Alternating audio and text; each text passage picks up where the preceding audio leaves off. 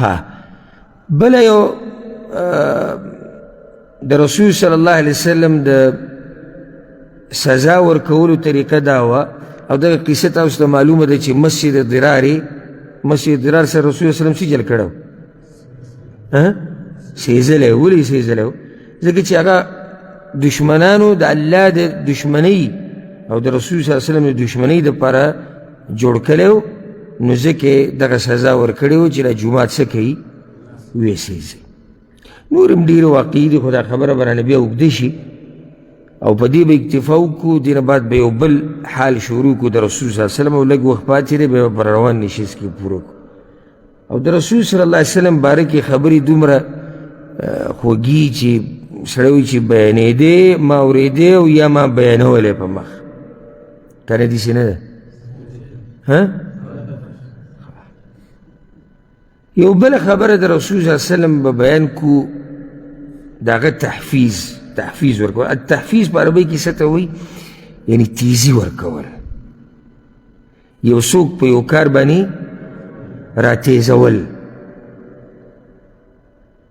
یو څوک په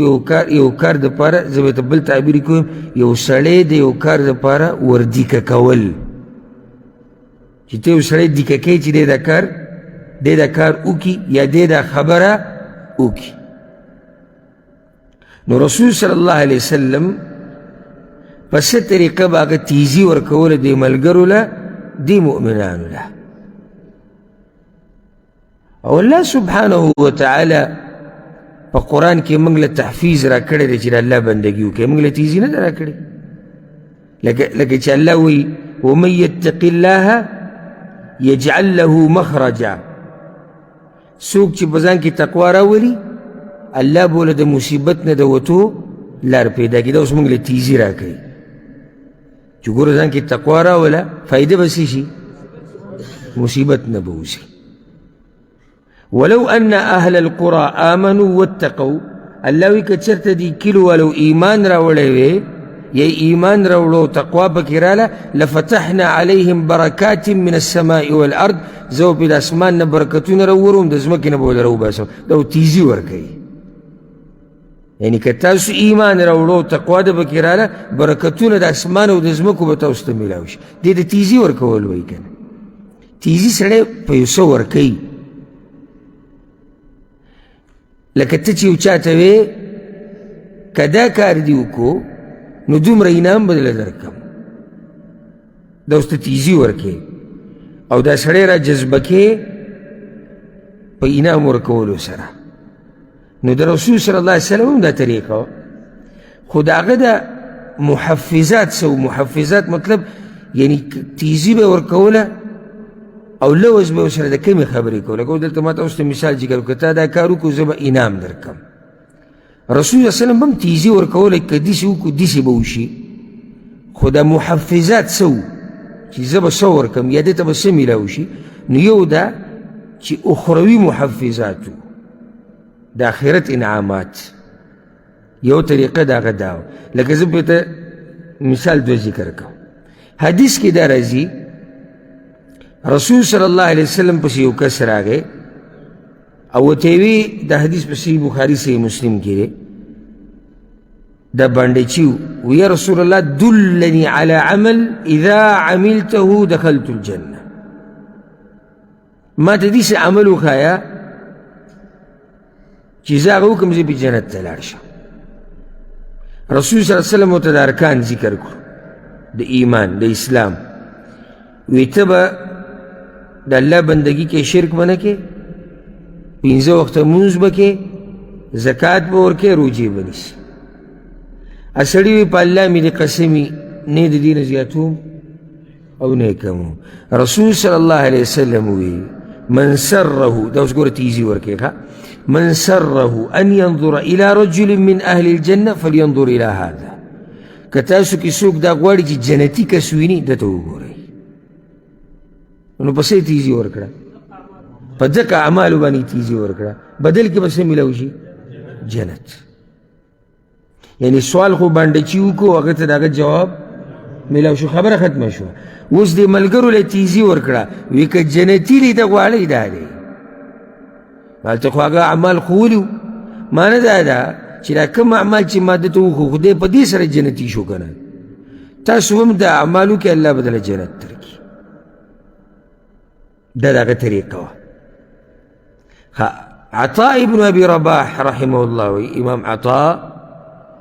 د عبدالله ابن عباس خاص شاگرد دی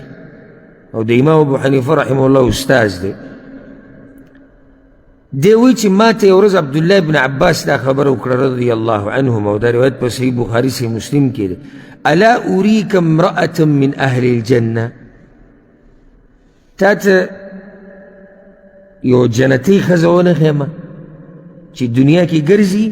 او هغه څه ده جنتي ده وی ما چې وښیه دا خو ډېره عجیبه ده وی دغه توره زنانه چې روانه ده روانه وه دغه دا راغلی و په رسول صلی الله علیه وسلم پسې او یا رسول الله انی اسرع په ما باندې لکه دا پیریان راځي یا دا میرګي چې ورته موږ وایو دغه مرض دی په ما دا چپه راځي و انی اتکشف او د هغې سره چې دی زه یعنې ښکارم شم نو الله ته سوال وکړه چې دا بیماري زما ختمه کړي رسول صلی الله علیه وسلم ورته ویې ګوره اوس ان شئت صبرت ولك الجنه وان شئت دعوت الله ان يعافيك که ته غواړې زه به الله نه سوال وکړم تا به ښه کړي او که صبر کې الله به جنت درکړي دا اوس تیزي ورکوي ښه تیزي په څه په صبر ارادې ورته څه جنت دا دومره دینداره خلک وو هغه ورته یا رسول الله صبر به وکړه خو مسله صرف دا ده چې انی اتکشف دا زه ښکاره کېږم بې پرده کېږم الله ته سوال وکړه چې بې پرده کېږم نه نو دا بیماري دی صبر به کوو نو رسول صلی الله علیه وسلم الله ته سوال وکړو چې دا بې پرده کېږي نه دا اوس تیزي ورکول دي دقه شان رسول صلی الله علیه وسلم دغه ته ویلو انصارو ته وی اصبروا صبر به کوئ تر دې چې تاسو میلاو شئ د الله سره او د الله د رسول سره فإني على الحوض او زه په حوض کوثر یم یعنی صبر کوئ الله به تاسو له جنت درکړي ځکه چې حوض کوثر باندې به ستاسو زما سره ملاقات وشي په حوض کوثر چې ستا د نبي سره ملاقات وشي نو څه به کېږي اوبه به درکوي که نه او دا اوبه د چا دپاره دي جنتیانو دپاره دي نو اوس ګوره ملګرو له تیزي ورکوي په صبر باندې رایدوي ورته څه جنت دغه شان ګوره رسول صلی الله علیه وسلم دا خبره کړې وه ثوبان رضی الله عنه روایت دی امام احمد امام ابو داود راوړی دی رسول الله صلی الله علیه وسلم وایي چې من یکفل لي الا یسأل الناس شیئا څوک به ماله دا ګرنټي او ضمانت راکړي چې دی به د چا نه څه نه غواړي بې ضرورته به د چا نه څه نه غواړي ولې ګوره دا خبره یاده کوي پیغمبر صلی الله علیه وسلم غواړي چې زموږ توجه او تعلق صرف چا سره وي هغه الله سره دې مخلوق ته د خولې چینګول په مخه او ځان ذلیله کول دا نه ده خوښه د شریعت یو خو یو سړی ضرورت راشه جدا خبره څوک به ماله دا ګرنټي راکړي واتکفل له بالجنه زه له د جنت ګرنټي ورکوم و تیزي به څه ورکوي چا نه به څه نه غواړي ورادوي ورته څه جنت نو ثوبان ورته ووایي یا رسول الله زه داسې ما یو مثال ذکر کړو د بدر په غزا کې قصه به تاسو ته معلومه مشهوره قصه ده په صحیح مسلم کې ده رسول صلی الله علیه وسلم یو دا اوس اولنی جنګ دی د کفر او د اسلام په منځ کې غټ جنګ هغه دا اولنی غټ جنګ ډېره مخکې داسې معمولي جنګونه شوي دي هغې تذکره ما سیرت درسونو کې کړې نو رسول صلی الله علیه وسلم ملګرو ته ووایي قوموا الى جنة عرضها السماوات والارض پاسئ داسې جنت وګټئ چې د هغې پلنوالی د ځمکې او د اسمانونو په اندازه باندې دی تیزی ورکی پس پا جہاد وریادی و تس جنت فائدی دا پارا چیسی دی زوانانو تا پتو لگی زوانی سنگی دا روایت پا پورکو نو دا ٹیم کی عمیر ابن الحمام الانصاری رضی اللہ عنہ زوان سڑا ویا رسول اللہ جنت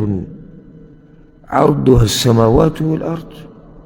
یا رسول اللہ جیسی جنت اغوتی نعم بخن وی دا بخن وکو رسول صلی اللہ علیہ وسلم دی سمت دے بخن کی نو یا رسول اللہ سنو ہو بس زمنگم زلکی گی چی دا جنت تا منگم ورانی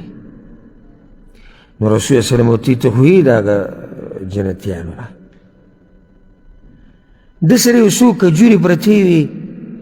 فأخرج تمرات من قرنه جیب کے وسرا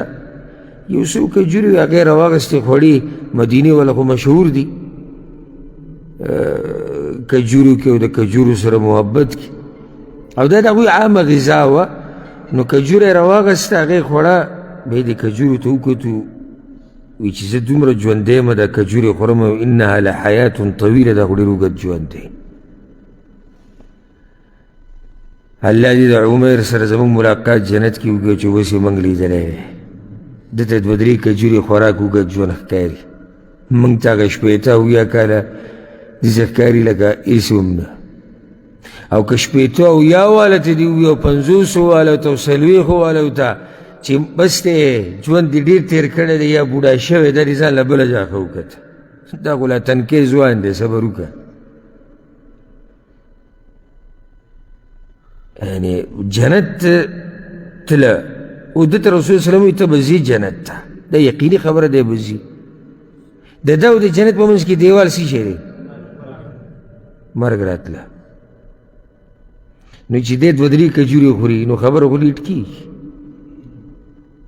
دا خوی گا جوان دی فرما بما کان معه من التمر او بیغ کجوری گزار کر او ورنن وطو دا دشمنانو پا صف کی بیچی کل غذا ختم شوا او رسول صلی اللہ علیہ وسلم دا ملگرو لٹون کونو دے پا شہیدانو کیو نو پسے والا تیزی ورکڑا پا جہاد او اللہ با جنت ترکی